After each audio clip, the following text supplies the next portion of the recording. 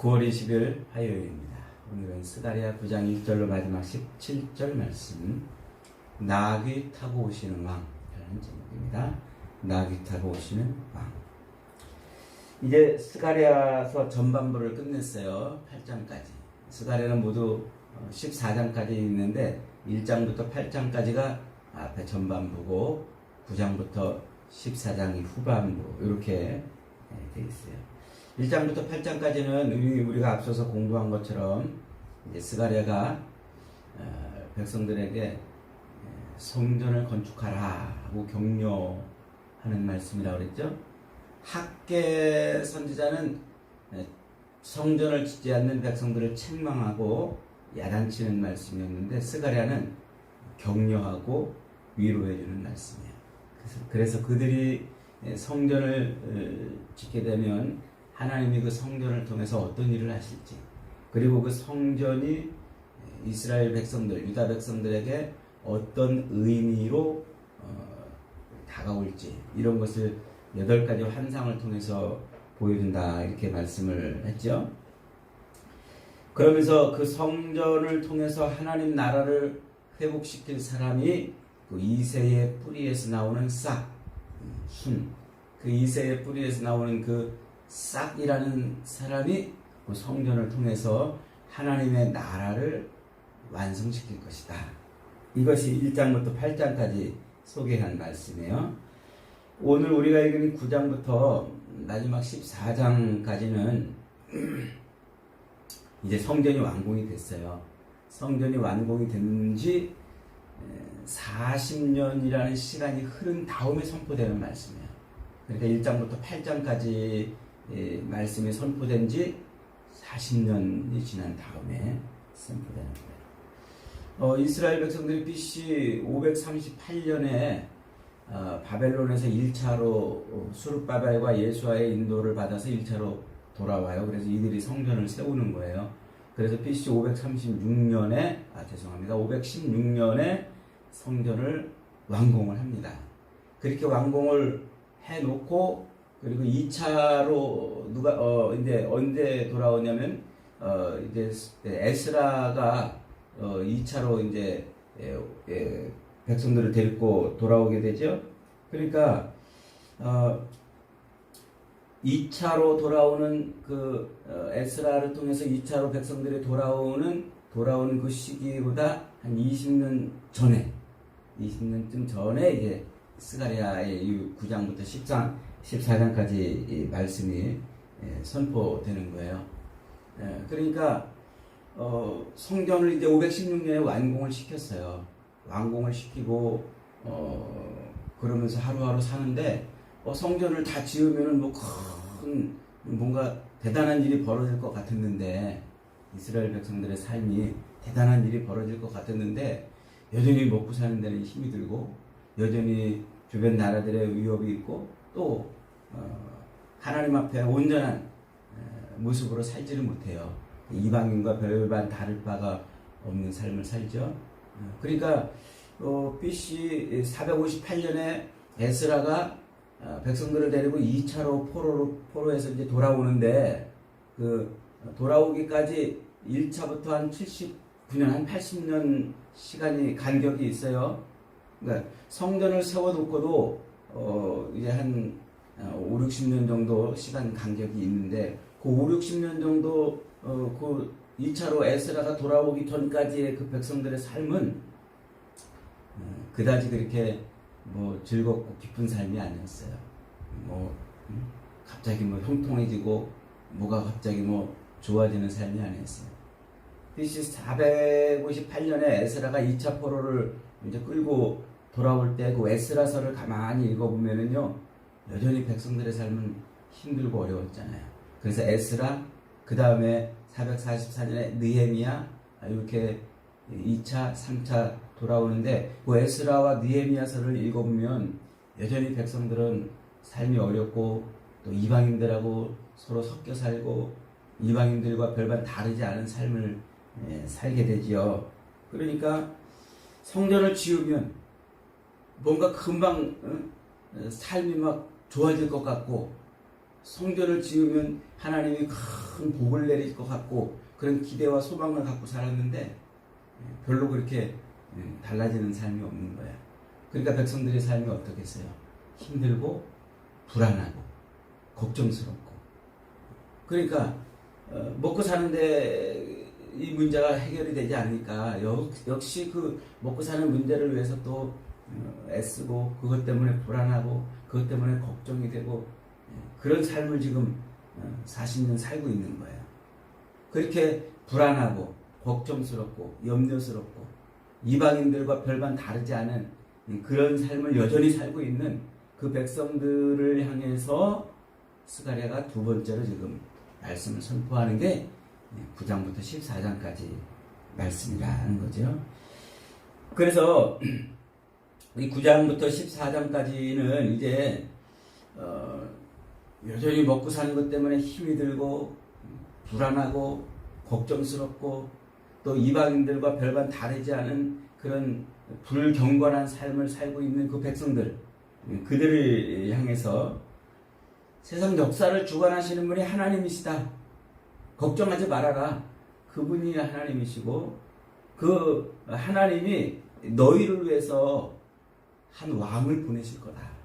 그 왕이 너희를 통치할 것이고 너희를 통치하는 그 왕을 통해서 너희가 기대하는 그 나라가 이루어질 것이다 라고 약속을 하는 것이 9장부터 14장까지 말씀이에요.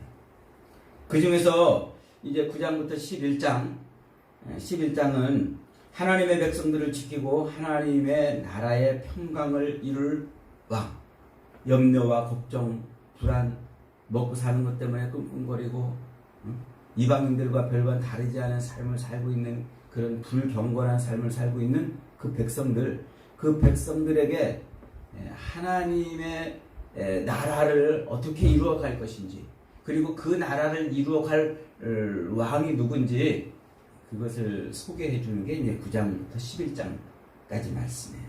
그리고 12장부터 14장은 그 왕을 누가 영접할 것인지 누가 그 왕의 통치를 받고 그 왕으로 말미암아 이 하나님의 나라는 어떻게 완성이 될 것인지 그걸 보여주고 있어요.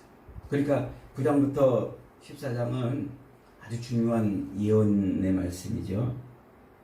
그렇게 염려와 불안과 그리고 경건하지 못한 삶을 살고 있는 백성들에게 하나님의 나라를 완성시킬 그들의 그 염려와 걱정과 불안과 거기에서 그들을 완전히 구원해내서 하나님의 나라를 완성시킬 그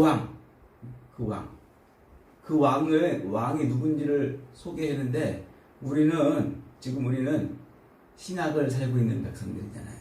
스가랴가 말씀을 선포할 때 그때 BC 500년대 사람이 아니라 지금 우리는 2022년을 살잖아요. 중간에 뭐가 있냐면 신약 성경이 있어요. 그래서 우리는 신약 성경을 이미 알고 있기 때문에 그 스가랴를 통해서 선포된 그 왕이 누군지를 알아요. 누구죠? 그분이 바로 예수님이라고 신약 성경은 이야기를 하고 있는 거예요. 그래서 9장부터 14장까지 있는 요 하나님의 나라를 완성시킬 그 왕을 소개하고 있는 그 이 내용을 신약 성경이 집중적으로 인용해요. 집중적으로 이 말씀을 인용해다가 누구를 설명하는 데 써요? 예수님을 설명하는 데 쓰는 거예요. 그러니까 이 스가랴 9장부터 14장까지 예언되고 있는 그 왕이 누구이죠? 예수님이라고 말하고 있는 거예요. 성경이 예수님. 그래서 굳이 우리가 이제 구분하자면 9장부터 11장까지는 메시아로 이 땅에 오시는 예수님, 그 예수님이 예루살렘 성에 이제 들어가시잖아요. 예루살렘 성에 들어가서 그분이 사람들에게 어떻게 멸시를 받고 어떻게 죽임을 당할 것인지를 자세하게 소개해 놓고 있어요. 그리고 12장부터 13장은 그렇게 사람들에게 멸시를 받고 고난을 당하다가 죽게 될 그 메시아가 어떻게 세상을 완성하는 재림의 주로 오실지 그것을 이제 표현해주고 있어요.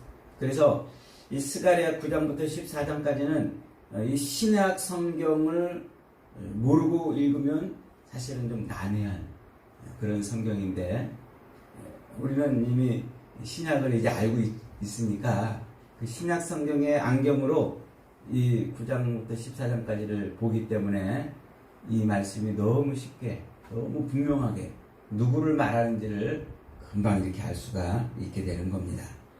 오늘 9장은 크게 1절부터 8절까지 그리고 9절 10절 그리고 11절로 17절 이렇게 구분이 됩니다. 먼저 1절부터 8절은 하나님께서 두로와 시돈 그리고 블레셋 다섯 족속을 심판하시겠다.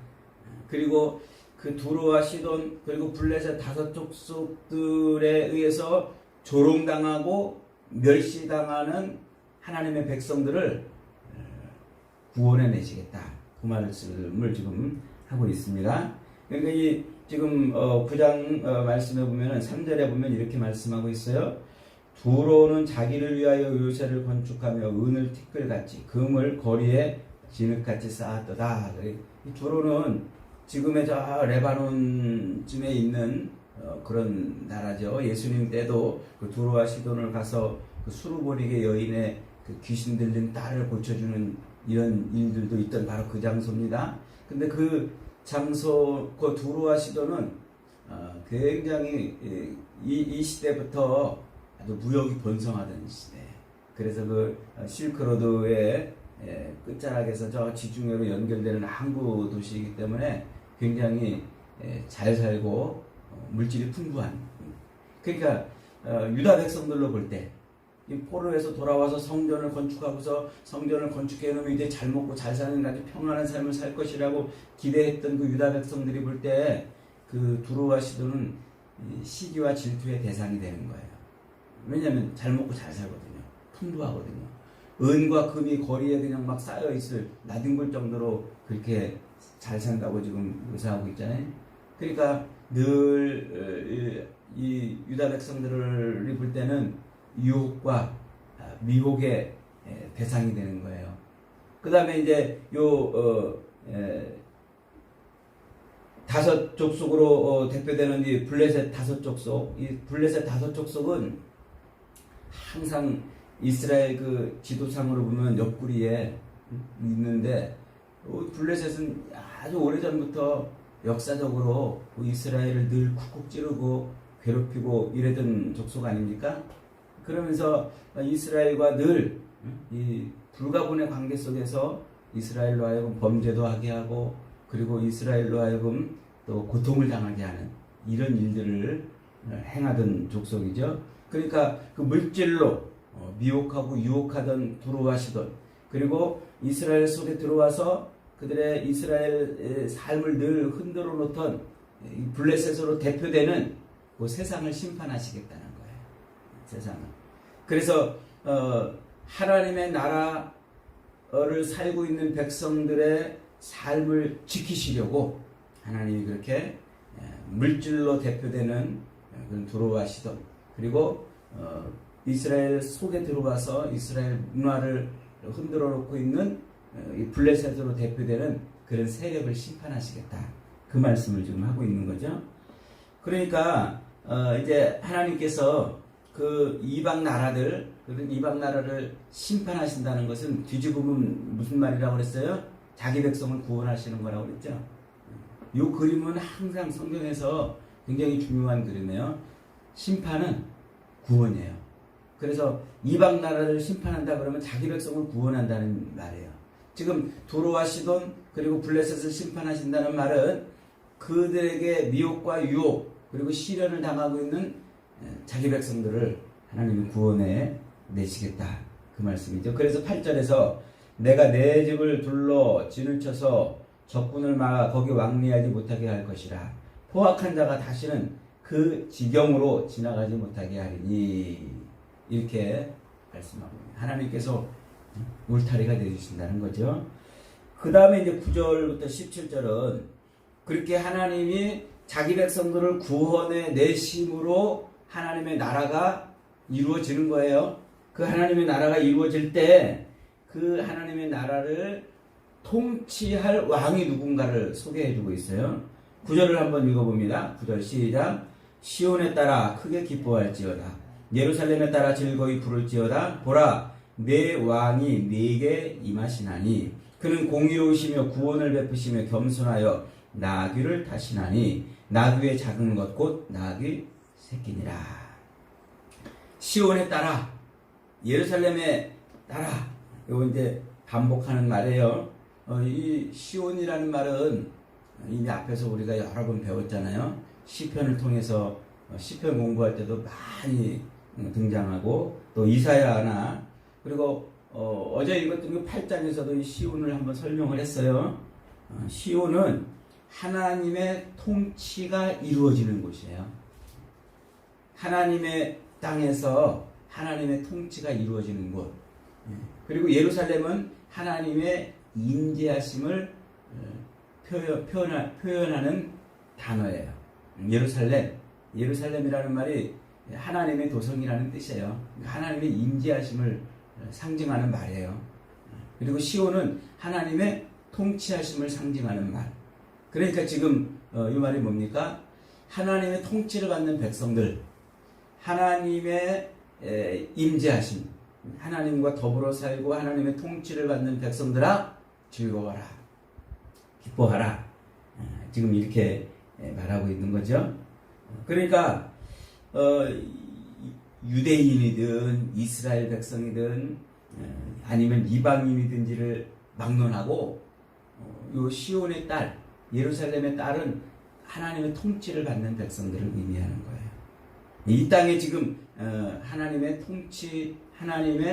통치하심이 이루어지는 나라가 지금 만들어진다는 거예요. 이방을 심판하시면서 자기 백성들을 구원하시니까 그 백성들이 하나님의 나라를 이루어가는 겁니다.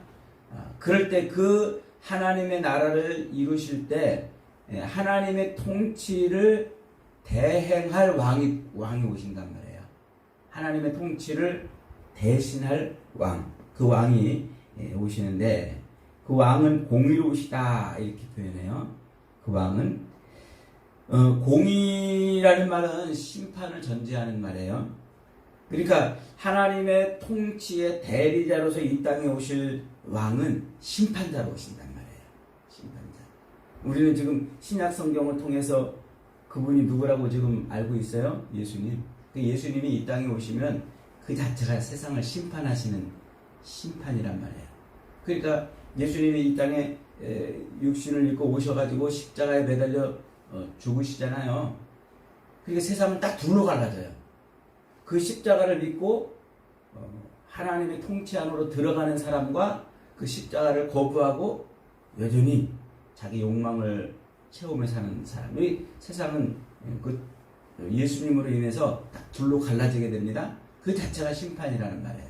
그 자체가 구원이고 그 자체가 심판이 돼요. 그게 공의로 심판한다는 말은 그렇게 하나님의 법대로 심판한다는 거예요.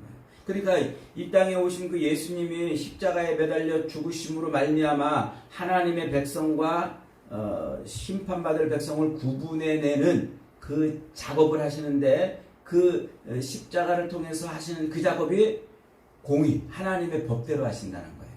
그게 뭐 어쩌다가 이루어진 일이 아니고 우연히 이루어진 일이 아니고 예수님이 그렇게 십자가에 매달려 죽으심으로 자기 백성을 구원하시고 세상을 심판하시는 그 일이 우연히 된 게 아니고 하나님의 법대로 됐다. 그래서 사도 바울은 그 예수님의 십자가 사건을 뭐라고 설명하냐면 율법대로 예수님이 오셔서 율법대로 죽으시고 그 일을 이루셨다 이렇게 표현하는 거예요. 그게 공의대로 지금 하신다는 말이에요. 자, 그 다음에 특별히 이제 겸손하여 나귀를 타시나니 나귀의 작은 것 곧 나귀 새끼니라 이렇게 말씀하고 있어요. 요 겸손하다라는 말은 요것은 가진 것이 없어가지고 힘이 없는, 자기가 가진 것이 없어서 힘이 없는, 또는 자기 것이 없는 이런 의미예요. 겸손하다는 말이. 그러니까 물질적으로 가난하거나 혹은 또 그저 겸양, 응? 그의 그 성품이 겸양을 갖고 있어서 자기를 안 드러내는 뭐 이런 의미도 있지만, 이것보다 더 중요한 의미가 뭐냐면 자기 마음대로 자기 권력을 행사하지 않는 이런 의미가 더 강해요. 그러니까 무슨 말입니까? 겸손하여 이 땅에 오신 왕, 응? 그렇게 나귀를 타고 오시는 그 왕은 겸손하다는 말이에요. 즉 자기의 뜻대로 자기 마음대로 권력을 행사하지 않는다는 거예요. 그게 겸손하다는 말입니다. 성품적으로 그냥 자기를 낮추는 겸양의 정도가 아니고 하나님의 통치의 대리자로서 하나님의 뜻대로 통치한다는 거예요. 자기 멋대로 막 통치하는 게 아니라. 그러니까 세상에 있는 왕들, 세상에 있는 권력자들은 다 하나님의 통치의 대리자들이에요. 대통령도 그렇고 왕도 그렇고 역사에 있던 그 수많은 왕들도 다 하나님의 통치의 대리자들인데 그들은 뭘로 세상을 통치했어요? 자기 힘으로, 자기 권력으로, 자기 가진 그것으로 통치했는데, 예수님은 뭘로 통치하신다는 말이에요? 자기 힘으로, 자기 권력으로 통치하는 것이 아니라 하나님의 뜻으로 통치한다는 말이에요. 하나님의 뜻. 그러니까 나귀를 타고 오시는 그 왕은 하나님의 뜻을 이루려고 오시는 분이라 하는 것을 알 수가 있어요. 나귀를 타시나니 곧 나귀의 작은 것, 곧 나귀 새끼니라 그랬어요. 그러니까 하나님의 백성, 자기 백성들을 구원해 가지고 하나님의 나라를 이루실 때 하나님이 그 하나님의 나라를 대신 통치할 대리자를 보내는데, 그 대리자가 뭘 타고 오냐면 나귀를 타고 온단 말이에요. 나귀를. 그 하나님을 대신해서 통치할 왕이 이 땅에 올 때 나귀를 타고 온단 말이에요. 그래서 이 나귀를 타고 오는 그 모습이 뭐냐면 그게 하나님의 통치를 대신할 대리자라는 표시예요. 그러니까 이 나귀라는 말에 포인트를 둬가지고 이 나귀가 어떤 의미이냐, 뭐 나귀는 순종하고 말없고 그렇게 묵묵히 자기 일을 잘 감당하는 그런 동물이다. 그래가지고 예수님을 거기다 이렇게 예수님은 묵묵히 자기 일을 감당하러 오신다. 뭐 이런 식으로 그렇게 해석을 하는데 그건 좋은 해석은 아니에요. 물론 그렇게 해석할 수도 있겠습니다만, 그러나 그것은 지금 말하고 싶은 건 그런 게 아니에요. 이 땅에 오시는 그 하나님의 통치자, 하나님의 통치를 대신할 그 대리자를 뭘로 분별할 수 있다고요? 나귀를 타는 모습으로 분별한다는 거예요. 나귀를 타고. 그래서 세상에 이제 나귀를 타고 오는 그분이 있으면 그분이 지금 스가랴 9장에서 예언하고 있는 하나님의 통치를 대신할 왕이구나 라고 알아들으라는 거예요. 그런데 그렇게 오신 분이 누구예요? 그렇게 오신 분이 예수님이에요. 예수님이 이 땅에 오셔서 전도 사역을 다 마치고 이제 6월절 고난주간을 앞두고 예루살렘 성에 들어가시잖아요. 그때 뭘 타고 들어가세요? 나귀를 타고 들어가세요. 그래서 마태복음이나 마가복음, 누가복음, 요한복음, 사복음서 모두 예수님이 그렇게 예루살렘에 들어갔을 때 그 장면을 나귀를 타고 들어가셨다고 빠놓지 않고 다 기록하고 있어요. 왜 기록하고 있을까요? 그분이 바로 스가랴서에서 예언하고 있는 바로 그 왕이라고 지금 소개하고 있는 거예요. 그래서 마태복음이나 마가복음, 누가복음, 요한복음 이 사복음서가 모두 다 나귀를 타고 예수님이 예루살렘 성에 들어가셨다라고 다 기록을 하고 있는데, 뭘 말해주고 싶은 거예요? 그분이 스가랴 9장에서 예언하는 하나님의 통치를 대신할 왕이시다. 그걸 말하고 있는 거죠. 자, 마지막 10절로 17절 말씀은 하나님의 통치의 대리자로서 이 땅에 그렇게 오시는 왕, 그 왕으로 인해서 세상에서 어떤 일이 벌어지는가 그걸 소개해주고 있어요. 특별히 10절은 이렇게 말합니다. 내가 에브라임의 병거와 예루살렘의 말을 끊겠고 전쟁하는 활도 끊으리니 그가 이방 사람에게 화평을 전할 것이요 그의 통치는 바다에서 바다까지 이르고 유브라데 강에서 땅끝까지 이르리라 그랬어요. 그의 통치는 온 세상에 모든 세상을 통치한다는 말이에요. 그런데 그가 사람들에게 이방 사람들에게 화평을 전한다 그럽니다. 화평을 전한다. 에브라임의 병거와 예루살렘의 말을 끊고 전쟁하는 활을 끊고 하나님이 이 땅에 오시는 그 통치의 대리자인 왕에게 화평을 전하게 해요. 그 화평을 전함으로 온 세상을 통치하게 하신다 하는 거죠. 자, 그 화평을 전하는데 어떻게 전합니까? 13절 봅니다. 13절에 내가 유다를 당긴 활로 삼고 에브라임을 끼운 화살로 삼았으니 시온아 내가 네 자식들을 일으켜 헬라 자식들을 치게 하며 너를 용사의 칼 같게 하리라 그랬어요. 하나님이 유다와 에브라임 이스라엘이죠. 유다와 에브라임 그 이스라엘을 뭘로 삼았단 말이에요? 이 활과 화살로 삼아가지고 그래가지고 이걸 사용한단 말이에요. 그러면서 이제 시오나 이렇게 표현해요. 그러니까 에브라임이나 유다를 통칭하는 표현이 시온, 즉 하나님의 백성들이라고 그랬죠. 그 시온의 자식들로 하여금 누구를 치게 한단 말이에요? 헬라 자식들을 치게 한다 그랬어요. 지금 이 스가랴 선지자의 이 말씀이 선포되고 있는 요 때가 470년쯤 돼요. 470년쯤. 근데 458년에 스가랴가 2차 포로 에스라가 2차 포로를 데리고 이제 돌아오는 요때. 그러니까 요때는 헬라가 제국으로 등장하지 않은 때예요. 헬라라는 나라가 아직 제국으로 등장하지 않고 저 그리스가 이렇게 여기저기 도시국가로 이렇게 있을 때예요. 그러다가 BC 332년쯤에 알렉산더 대왕이 등장해가지고 헬라를 통합하죠. 그래서 헬라 제국이 돼요. 드디어 헬라라는 나라가 이제 등장을 하는데 아직 그러니까 헬라가 등장하기 훨씬 한 100년, 150년 전쯤이에요. 그런데 지금 하나님은 이 시온으로 하여금 헬라를 치게 한다. 이 예언을 앞으로 있을 일을 예언을 하고 있는 거죠. 요것은 지금 시온이 뭐예요? 하나님의 통치를 받는 백성들이라고 했죠. 하나님의 통치를 받는 그 백성들이 헬라의 자식들을 칠 거예요. 그러니까 헬라의 모든 문화와 그리고 문명과 그곳에 살고 있는 사람들을 친다 이 말입니다. 이게 나중에 이제 어떻게 이루어집니까?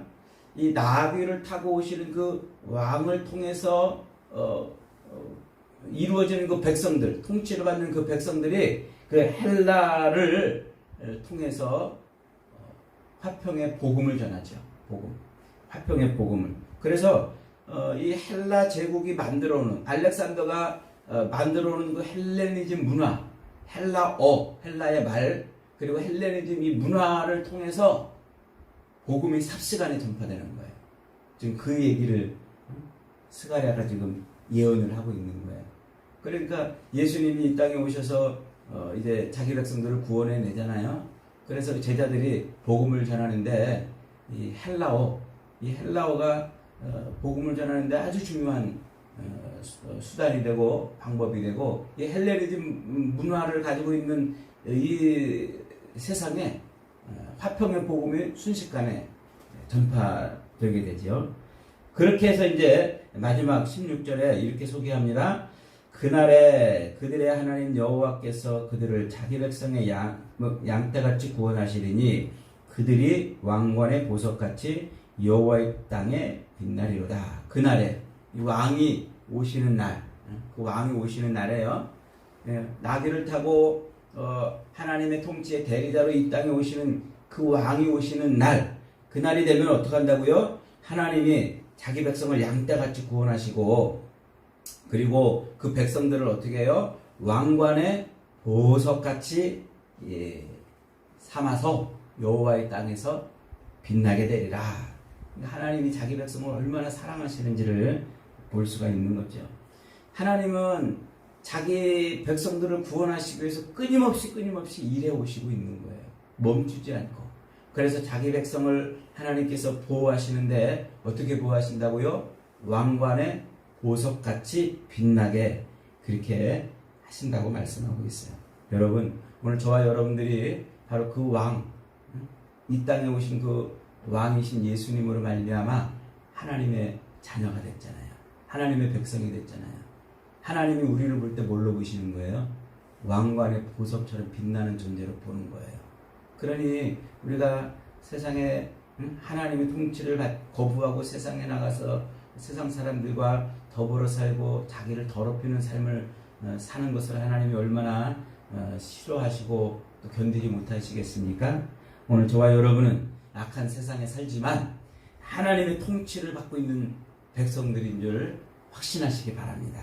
그래서 이 땅을 살면서 하나님의 이 왕관의 보석 같은 그런 존재로서 살아갈 수 있는 은혜가 있기를 주님의 이름으로 축복합니다.